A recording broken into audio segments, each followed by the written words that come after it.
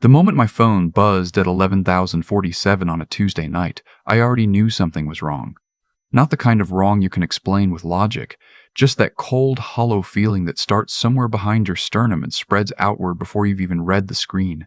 It was my brother, and my brother never called me. Not since Dad's birthday 2 years ago, and even then he'd handed the phone to Mom after 30 seconds. I let it ring twice before I answered. Ethan. His voice cracked on the single syllable of my name. It's Dad. He collapsed at the house. Mom's with him, but the doctors are saying it's his heart and they need the surgery authorized tonight.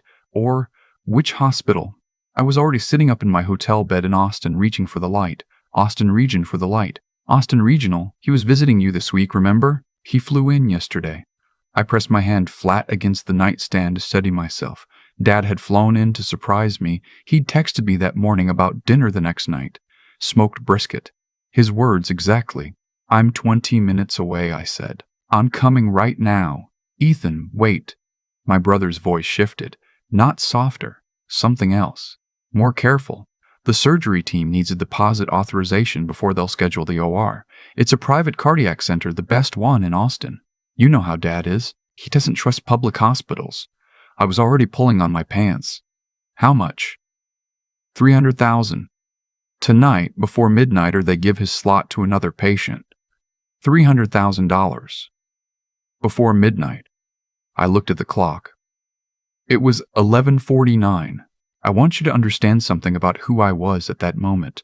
I was 31 years old. I'd spent 7 years building a commercial real estate firm from a single desk in a borrowed office to a company with 4 offices across Texas. I was not naive about money. I was not the kind of person who transferred $300,000 without reading the fine print. But Dad was in Austin because of me. He'd come to see me, and the thought of him lying on a table somewhere while I stood in a hotel room reading wire transfer terms, that thought made everything else go quiet. Send me the account details, I said. My brother sent them in under a minute. That should have told me something. Nobody has hospital payment account numbers saved in their phone unless they've been looking at them. I authorized the transfer from my firm's operating account. $312,000, including the processing fee my brother mentioned, almost as an afterthought. Then I grabbed my jacket and drove to Austin Regional Hospital. Dad was not there. The charge nurse at the cardiac unit looked at me with genuine concern when I described the situation. There was no patient by my father's name. No emergency admission. No surgery scheduled. She checked twice. I stood in the fluorescent light of that hospital corridor for a long moment, and then I called my father's cell phone. He picked up on the second ring. Ethan? Son, it's late. Everything all right? He was at his hotel. He'd gone to bed early. He felt perfectly fine. He hadn't collapsed anywhere. He hadn't even left his room since 8 o'clock. I sat down on a plastic chair in the waiting area, and I didn't say anything for a while. $312,000. Gone from my firm's operating account. Authorized by me. Sent to an account number my brother had ready before I'd even finished asking how much. My brother's name is Derek. He is 4 years older than me, and for most of my life, I believed that made him wiser. He had our father's height and our mother's ability to fill a room with warmth when he wanted to. When we were kids, I followed him everywhere. When I started my company, he was the first person I told.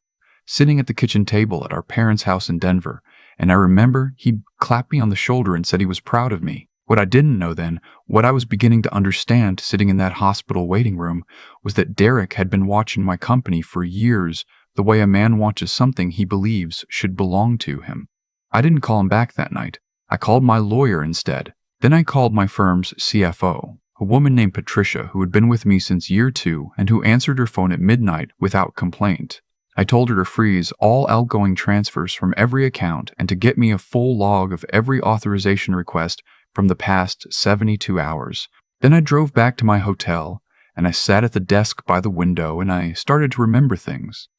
I remembered that Derek had asked me 3 months earlier whether I kept operating reserves in a single account or spread across multiple. I'd told him the truth. I thought he was asking because he was starting his own venture, the event planning business he'd been talking about for 2 years. He was my brother. I answered his questions. I remember that Derek had visited my Austin office 2 weeks before. The visit I'd thought was spontaneous. He'd asked to see the office just for fun, and I'd given him a full tour, including the back office where my CFO worked. He'd been relaxed and funny and interested in everything, and I'd been proud to show him what I'd built. I remembered that my business partner, a man named Greg, had mentioned offhandedly that Derek had called him last week with some questions about our Q3 projections. I'd thought nothing of it at the time. Greg was the kind of guy who'd talk to anyone. By 2 in the morning, I had a picture that was not complete but was clear enough. Derek had studied my company the way you study something before you take it apart. I want to be careful here about something, because when I tell this story, people assume I must have felt rage. And I did, eventually. But the first thing I felt, alone in that hotel room in Austin, while my father slept unaware 2 miles away, was grief. Not for the money. For my brother. For the version of him I'd been loyal to my entire life, who it turned out had been performing a role the way an actor performs a role, with real skill and genuine commitment, for an audience of one. I did not sleep. I spent the night on calls and emails, and by 6 in the morning I had engaged a forensic accountant, a second attorney specializing in wire fraud, and a private investigator I'd used once before for a property dispute. At 7 I texted Derek. Simple, natural, nothing that would signal what I knew. Hey, heading to the hospital now, where are you? 3 dots appeared immediately. He'd been awake, just landed in Denver. Flight was early. Keep me posted, okay? Praying for Dad. He was in Denver. He had never been in Austin. He'd called me from Denver at midnight, sent me an account number he had saved in his phone, and was now sitting in Colorado waiting for $300,000 to clear. I put my phone down and stared at the ceiling for a moment. Then I went and had breakfast with my father. I did not tell him that morning. He was excited about the brisket place I'd found. He talked about a road trip he was planning with 2 of his old college friends. He looked healthy and happy and completely unaware that his oldest son had spent the previous night trying to drain his youngest son's business. I smiled and ate my eggs and let him talk. The reason I didn't tell him then is that I needed to understand the full scope first. My investigator was already working.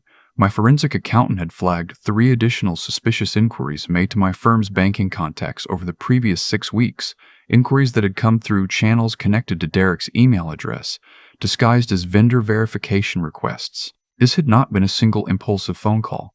This had been planned across months.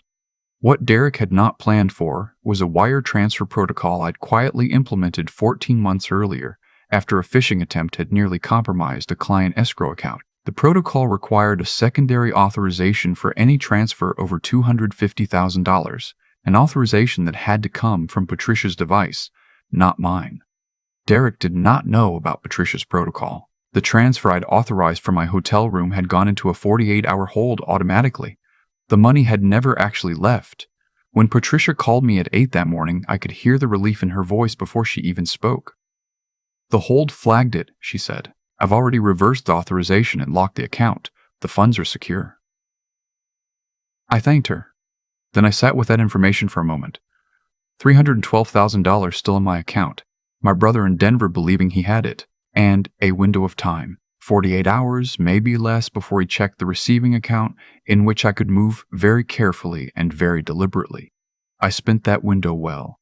My attorney filed the fraud report with federal authorities that afternoon. Wire fraud across state lines is a federal matter, and the documentation was clean.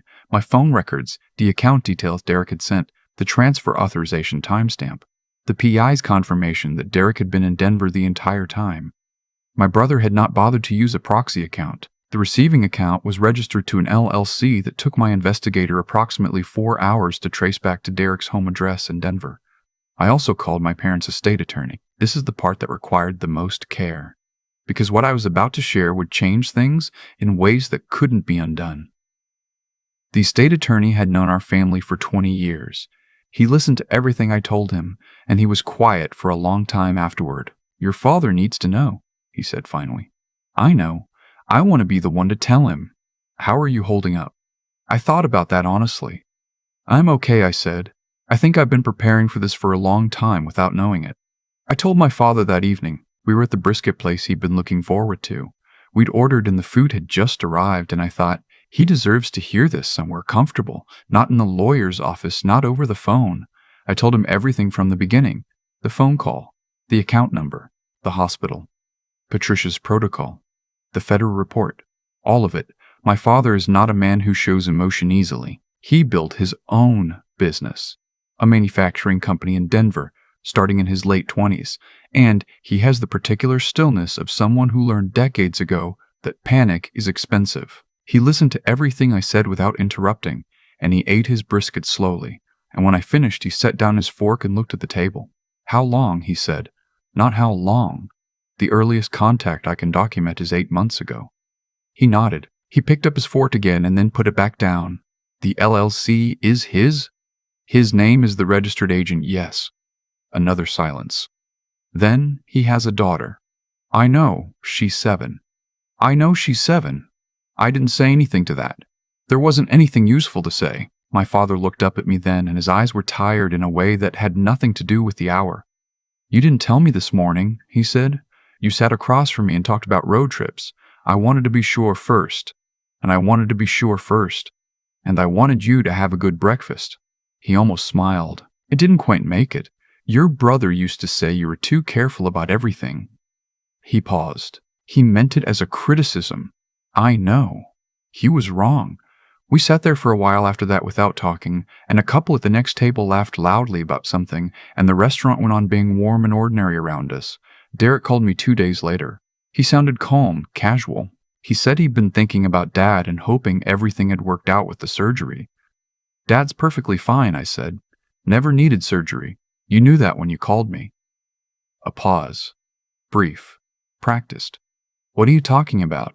I was worried sick. "Derek." I said his name the same way he'd said mine 2 nights before. "The transfer didn't go through. The account is documented. The federal filing is already submitted. You have a conversation to have with an attorney before you call me again." He hung up. I won't tell you that felt satisfying exactly. It felt necessary. Those are different things. What happened in the weeks that followed is a matter of record now. Federal wire fraud charges. Derek's attorney reached out to mine within 72 hours of the filing. There were conversations I wasn't part of. Negotiations I stayed away from because I'd made a decision early on that I was going to let the process work and not spend my energy trying to control the outcome. My father was the one who told Derek that he knew. I only heard about that conversation secondhand. My father said it was the hardest thing he'd done since losing his own father. I believe him. What I can tell you is what happened with my father's estate, because that is the part of the story that I did not expect and that I think about most often.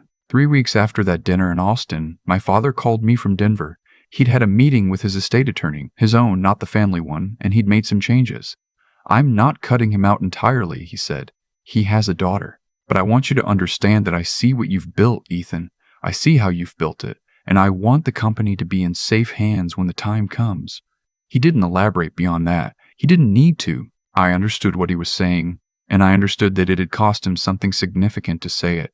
I thought about that afterward, about what it means to be seen by your father. Not praised, not rewarded, seen.